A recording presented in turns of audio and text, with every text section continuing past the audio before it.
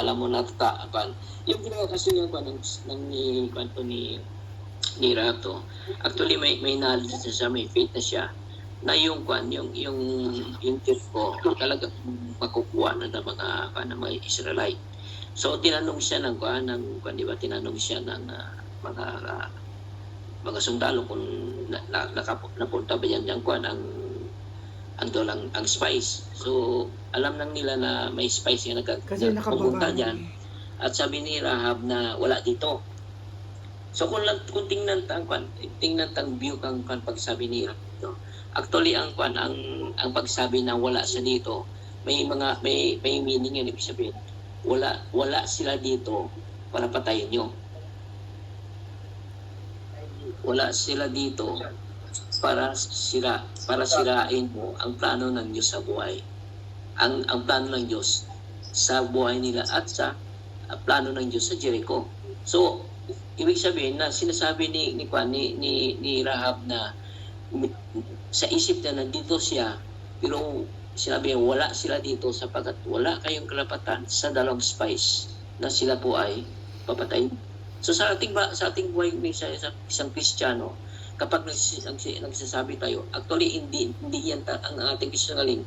It is from the flesh para makuha natin, maproteksyonan natin yung sarili natin, because alam natin na kapag nalaman ng King of Jericho, mamatay sila buong pamilya. That is the law of the land. Na kapag kumampi ka sa kalaban, even hanggang ngayon, kapag kumampi ka sa laban, papatayin ka lahat na pamilya mo. So ang kwan dito, sa atin pa sinungaling yan. Sa atin nga, sinungaling, sabi, nandyan pala, wala pala, di ba? Yun ang kwan natin, yung ating samahin.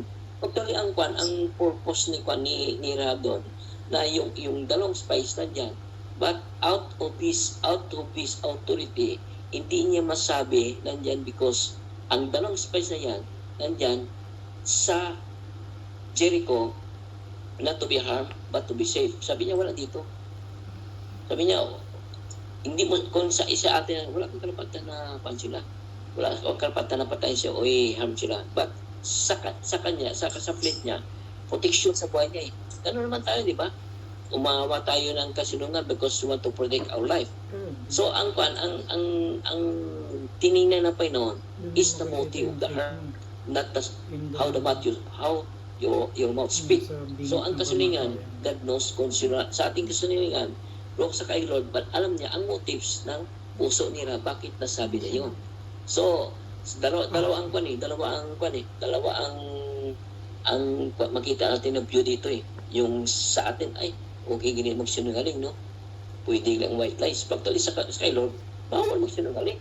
Hindi pwede na in our generation, in our plan, sabi ng Panginoon, magsabi ka ng yes, yes, or no, no. Ibig sabihin, huwag kang magsinungaling. Sapagkat on that time, sa Old Testament, minsan, sa Old Testament, inayaan ng Panginoon to save their life, to save inayaan ng Panginoon si Rahab magsuling sa pamalaan niya na masave siya. Actually, hindi yan pamalaan ng Diyos na sinuling siya upang masave yung pamilya niya. Ginawa natin. Kano tayo minsan, gumawa tayo ng paraan na isave natin siya natin, even magsinuling tayo. Actually, ang Diyos ang magpaingat sa atin. Diyos yung makaprotect sa atin, makapagligtas sa atin. Kung inayaan ng Panginoon sa atin, on our way, na tayo magsinuling. Actually, that's not God's way. So nakita po natin dito ang pagsinuling ni Rahab because of fear. Nagsinuling siya. Kung may nagsinuling na talaga nga alam mo na hindi ka natakot ito sapagkat gusto mo proteksyonan ang wrong motives mo. Gusto mo proteksyonan ang mali mong ginagawa. Kung kay Rahab, he want to protect himself, ang kanyang pamilya, sa pamagitan ng pagsinungaling. Pero hindi ko magambal ng sinungaling. Hindi ko sabi na masinungaling kita. Hindi. Paggamit ka ng isang word na ito po ay makapag-ingat, lalo na sa mga nung unang panahon, nag-iingat kay Abraham, si Abraham, because he want to put himself, protect siya, patayin siya eh. Si Rahab naman, nagsinungaling siya upang gumagawa si Abraham upang ingatan yung sarili niya. at ang pamilya. Kung sa ating panahon ngayon, hindi natin gagawin na yan. Kasi nung ubang panahon, that's Old Testament. But in our time, hindi na pwede. Because in the Old time, di ba, in the New Testament, pwede magkasawang dalawa, tatlo, kay Solomon, di ba? Ginagawa niyang paraan. Pero in the sight of God, mali yun. Kung inayaan ng Panginoon yung bagay na yun, because there is a purpose sa buhay ni Solomon, sa purpose sa buhay ni Abraham, sa purpose sa buhay ni Rahab. Kung sa ating panahon, sa panahon na yun, hindi natin gamitin yung ganun na logic, ay pwede na siya, pwede, hindi na yun. Kasi sa Old Testament, iba yun. Sa ating ngayon, sa New Testament, iba naman tayo ngayon. Na dapat kung anong sabihin natin, because we are, sabi ni Christ, ba? I am the way, the truth, and the life. So, ang katotohanan sa atin, sabihin natin katotohanan, even masaktan siya, but it will heal him, makapagsalbigtas sa kanya. So, sa panahon ni Rahab naman, it will save the flesh, but sa atin ngayon, we must save our spiritual life sa panahon natin. So, hindi natin pwede nga, white lies, hindi pwede yun. Hindi pwede natin gamitin yun. Yung Old Testament is different from New Testament. Sa atin ngayon, hindi natin pwede mag-white lies. Hindi po pwede yun.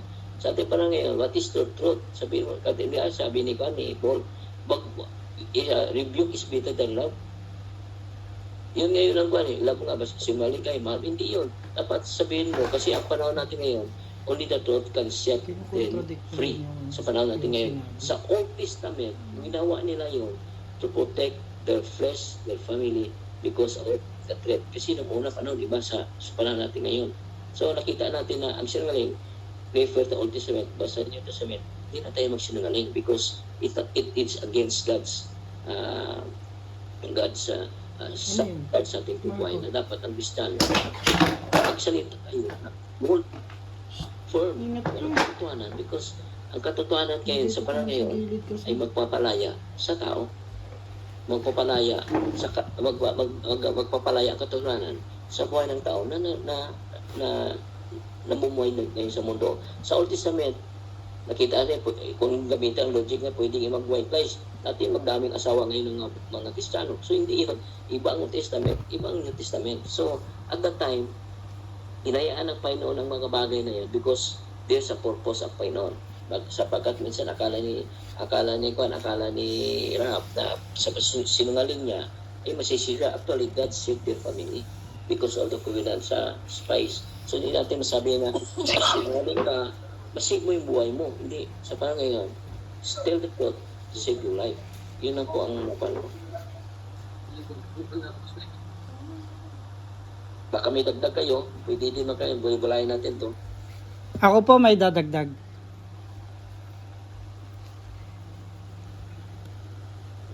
Naririnig po. Kasi yung sinabi ni Pastor na si Lord consistent siya sa pagiging Diyos niya, 'di ba? Sabi nga ni Pastor, hindi niya gusto yung kasinungalingan. So, yung kay Abraham naman, yung sa time ni Abraham kasi wala pa yung kautusan. So, kumbaga, hindi pa nakakount as kasalanan yung pagsisinungaling ni Abraham kasi nga wala pa yung kautusan na bawal na huwag kang magsisinungaling, di ba? So, pero yung isa side ko po yung yung katulad nung yung sitwasyon ni Stephen, di ba? Nasa ano siya nasa bingit ng kamatayan. Kung magsisinungaling siya at tatalikuran niya yung faith niya, possible na maligtas siya. Pero since faithful siya sa Panginoon, nanindigan siya dun sa faith niya, di ba? Which is yun yung naging sanhi ng kanyang kamatayan. Which is naging proud naman sa kanya ang Panginoon dahil nga dun sa kanyang faithfulness.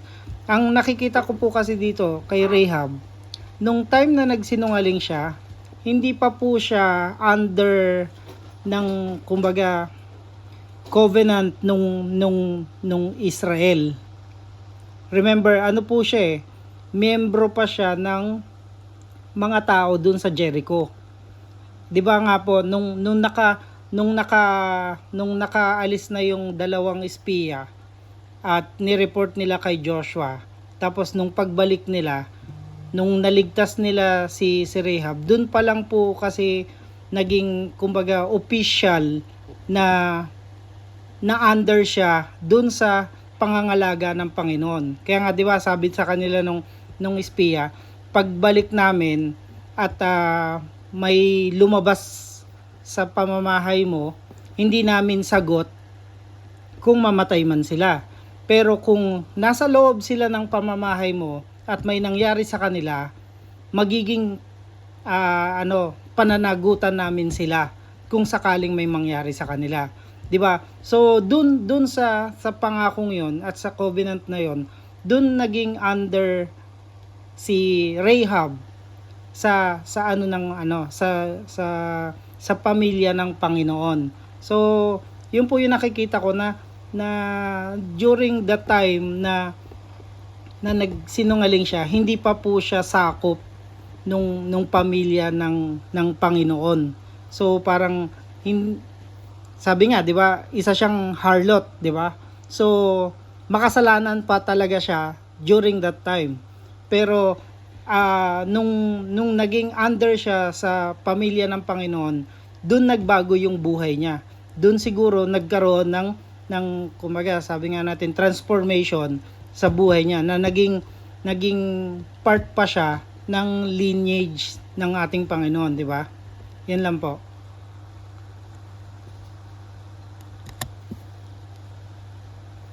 Amen. Meron pa po bang karagdagan? So kung wala na po, no, dito pinapakita rito yung buhay ni Rahab na hinarap niya yung matitinding panganib. Diba? At nakita naman natin bilang mamayan ng Jericho, yung pagtataksil sa sariling lungsod, lalo na yung pagtulong sa mga kaaway, ay maaring magresulta ito ng agarang pagbitay, di ba, sa kanila at posible sa kanyang pamilya. At pakita Tama rin ba? natin dito, di ba, Kasi na consistent si ang Lord, hindi niya pagtulong po sa pwedeng mga baliin yung ay ano niya. takasang, kumbaga ito yung pagpanig niya sa Israel na maaring magdulot na matinding kapahamakan kung mabigo yung kanilang plano. Subalit, sa kabila nito, ng mga panganib nito, mas pinili ni Rahab, di ba, yung pananampalataya kaysa takot, isang patunay ng kanyang katapangan at pagtitiwala sa Diyos. So, yun po, no? Ayun po yung buhay ni Rahab. So, dyan na po muna tayo magtatapos sa ating pong aralin ngayong gabi. Nasa question number 1 na po tayo. So, Sabihin mo kami hopefully, with God's will, at kung hindi pa po maayos yung hindi pa po tayo makakapunta sa church, is magpapatuloy po tayo ng ating BS through online. So, bago po tayo magtapos, meron po kayong may babahagi pa? Bago po tayo closing prayer?